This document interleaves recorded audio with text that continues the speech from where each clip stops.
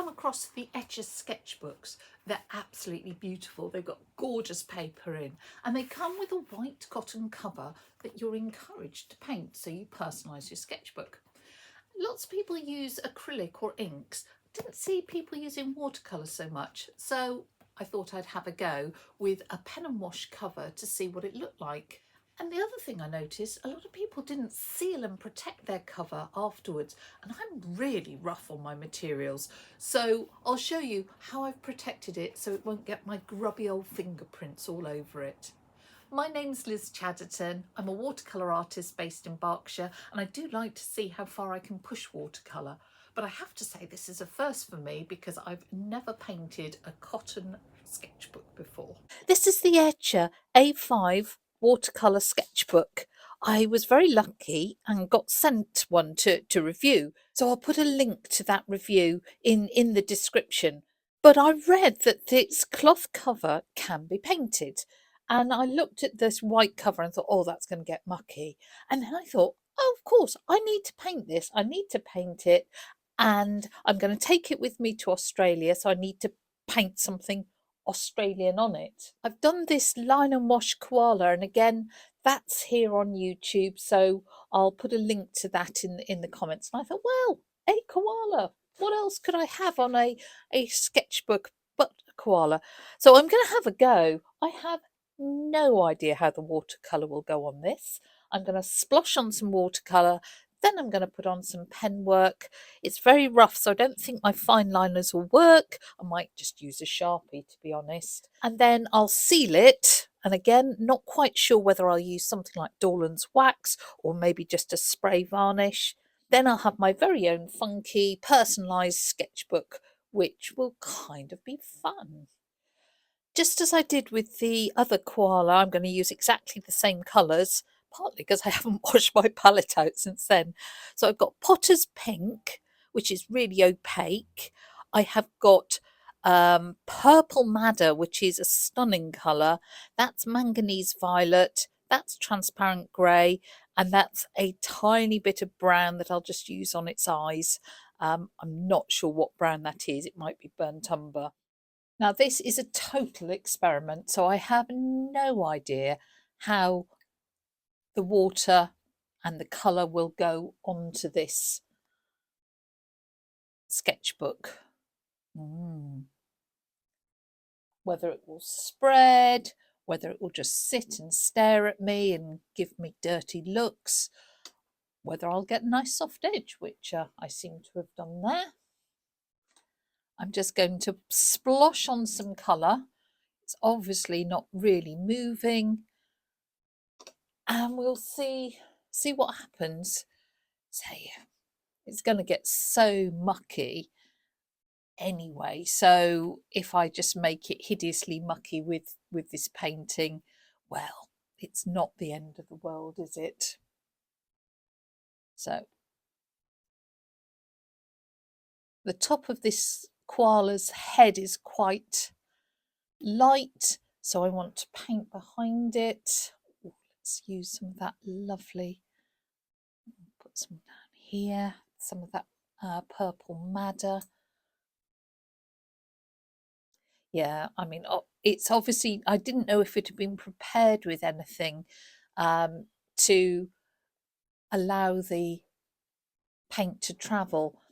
If I'd thought about it, and rather than being all spontaneous, this is going to be fun trying to go around the spine, I would have coated this in watercolour ground, and that would have let the paint move in a far more watercolour way on the surface.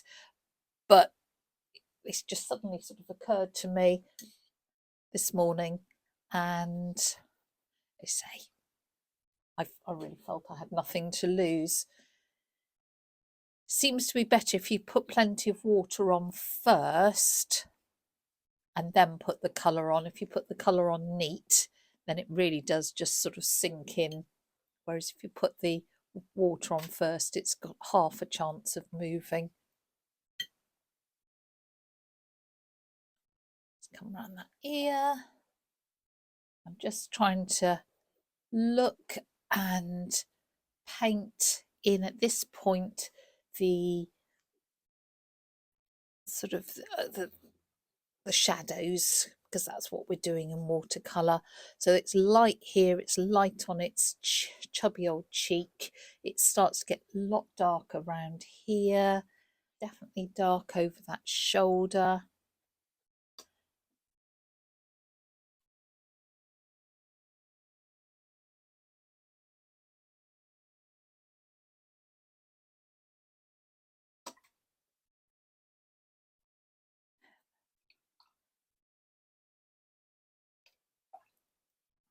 Okay, that'll certainly show whether this binding is going to stand up to anything, because this is, I'm using loads of water to try and get this to move.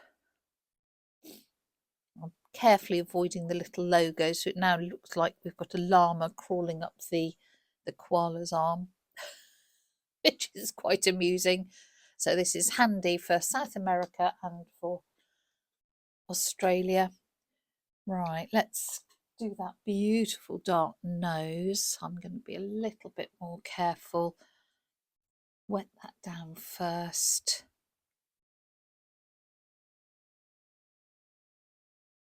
And then go in with the grey. And I can sharpen that up with the pen because obviously it hasn't got a fuzzy nose. Let's have a look. Then we've got its sort of chin under here. So I say I don't know if this is just untreated cotton. I don't know what this is. There is no information about the cover that I could find. Maybe it is out there. Say it really doesn't matter. It's just a bit of fun, isn't it? So I'm going to put that there. Might be quite nice to join.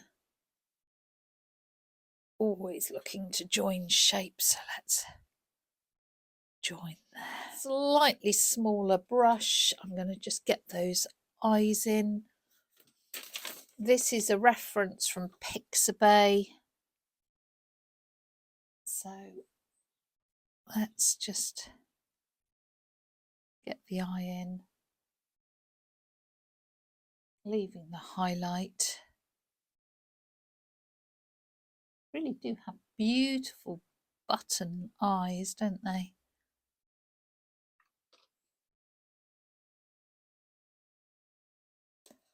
And then some of the shadow round it.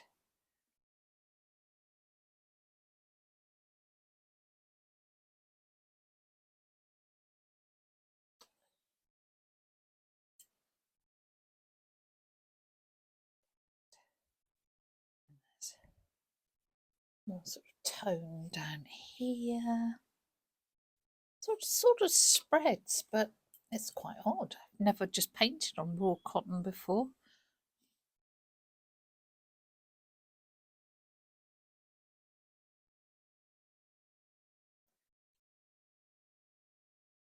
Oh, it's always good to have a go because you never know what you might discover.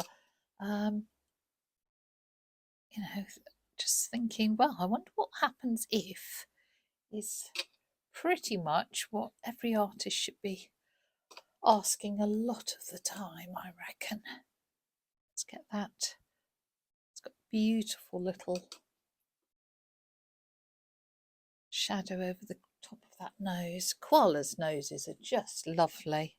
Let's darken down because it does have very dark nostrils. I'll darken that down. Maybe just a little bit of splatter. So just like the splatter because I think that gives a feeling of its very sort of short, dense fur. Not going to be able to lift anything here, are we? So if anything goes in the wrong place or we lose any highlights, I'm going to have to use a little white to regain them. Well, I think it just needs to be a bit darker through here.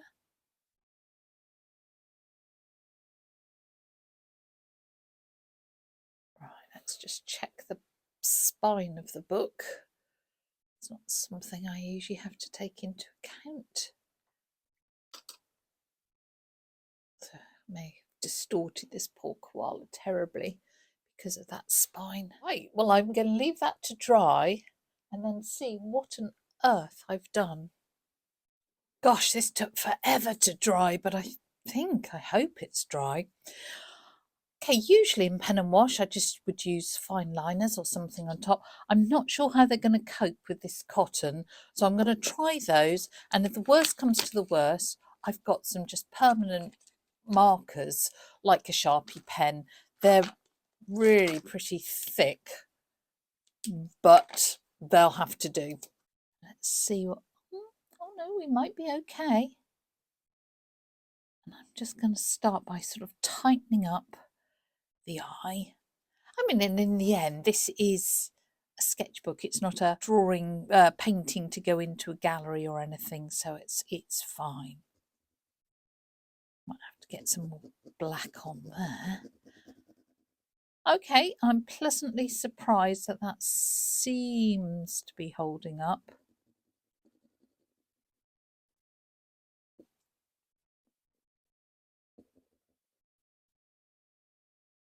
Koalas have just got the most fabulous noses. I think I might have to put a little bit more black on this actual paint because it really has faded back a lot. So let's give him a bit of furry chin without making it look like he's got fangs.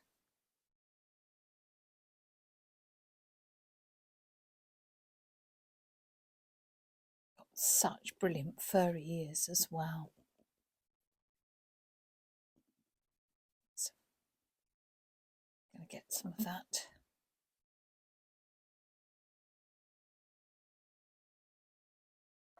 Get some paint on, only because it seems to take a long time to dry, so I need to get that on sooner rather than later. And I'm not pre-wetting the canvas for this part because I don't want it to go everywhere.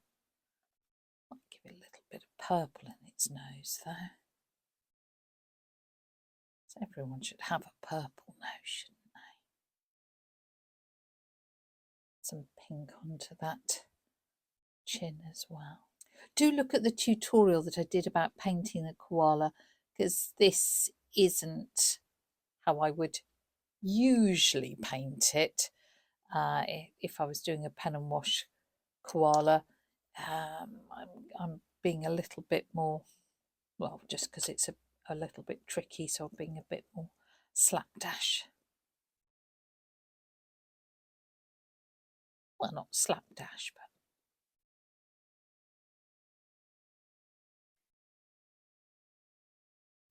materials would be behaving somewhat differently if I was on paper rather than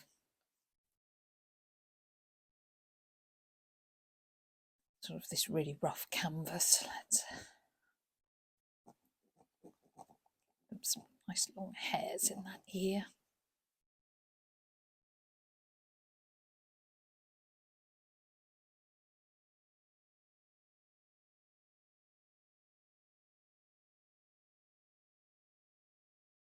Always nice to get the eyes in, because until you sort of get the pupils in, they do look a bit like zombies. I'm not sure the zombie koala would be a great horror film, but you know. And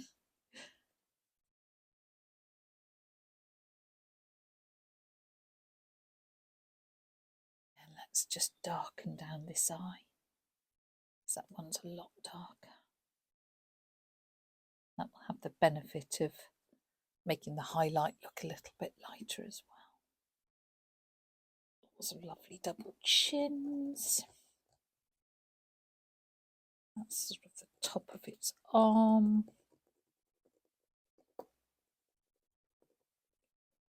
Give it a lots of fur going on here.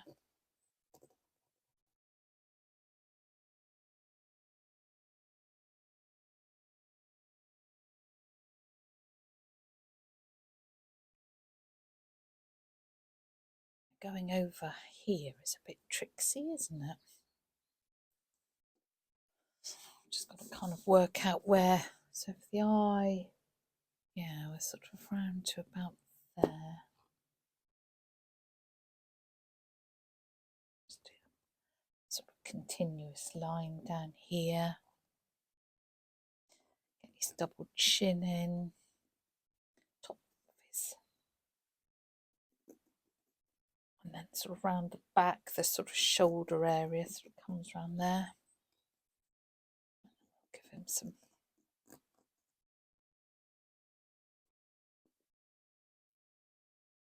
middle of the ear, so it's got longer hairs sort of across the top. So I'll just do a nice jaggedy mark there. And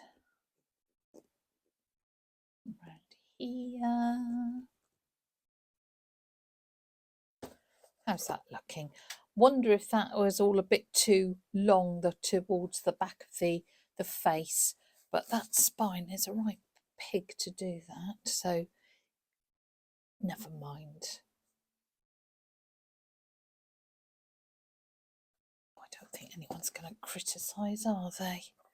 Well, if they do, if I'm out sketching and someone stops me and says that my koala is deformed and looks like a panda, not a koala, you know, they're probably not going to be my friend anyway, are they? Let's just, oops, have a look there. Maybe just shape things around here a little. Wonder if one of its double chins. Oh, no.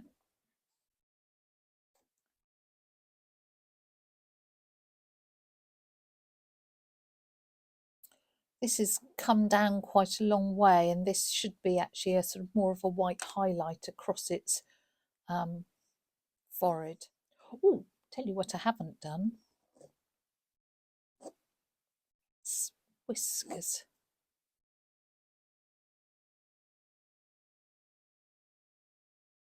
Struggle down there. Just give it a little bit wonky, aren't they? Wonder how gouache would go on the thing if I just grabbed a little bit of white gouache. Just try to regain a little bit of that highlight across his forehead. Oh, I think that's okay, isn't it?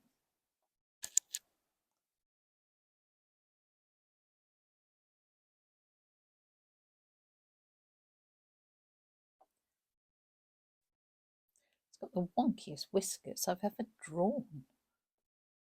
To sort of give the impression of that dense fur.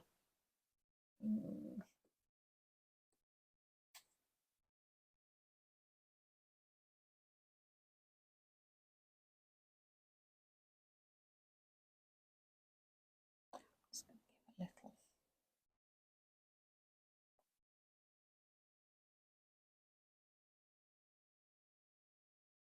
Turn that round.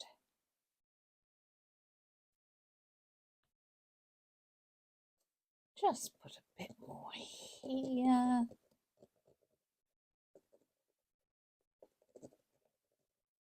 Sort of comes round here at the back of the spine. Just darken down. A bit more oomph to